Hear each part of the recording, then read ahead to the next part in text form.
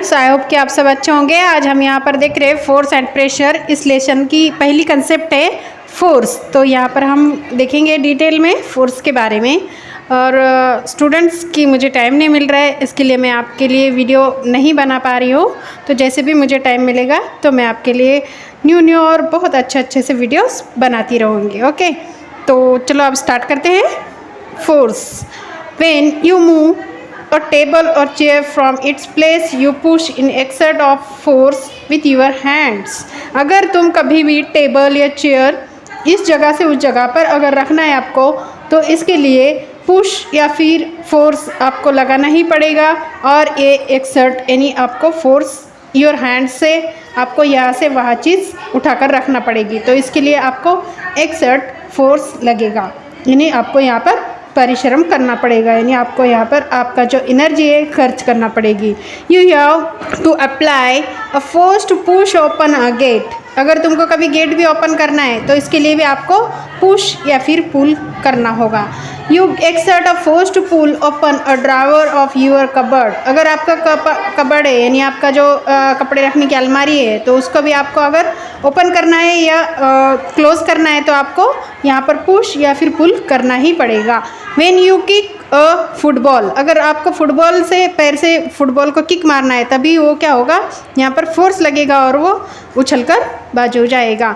ठीक है, into the air यानी हवा में उड़ेगा। You exert a force on the ball with your foot. जो आपने पैर से बॉल को फोर्स किया है, ये कौन सा फोर्स है? Exert force.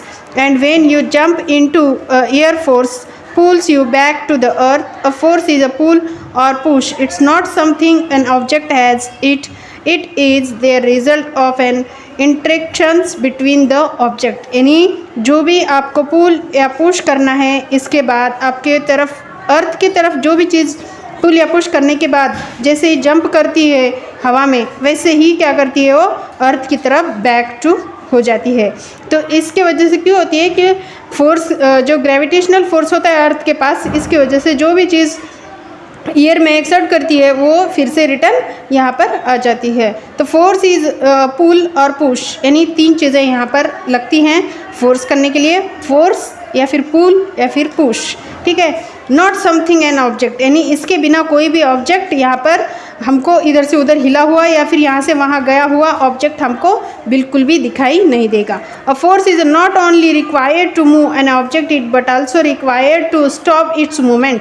यानी जो भी आपका फोर्स की बहुत ज़रूरत होती है, जो भी ऑब्जेक्ट है उसको रिक्वायर होती है, उसको ज़रूरत होती है मूवमेंट करने के लिए कि एक्सटर्नल फोर्स की।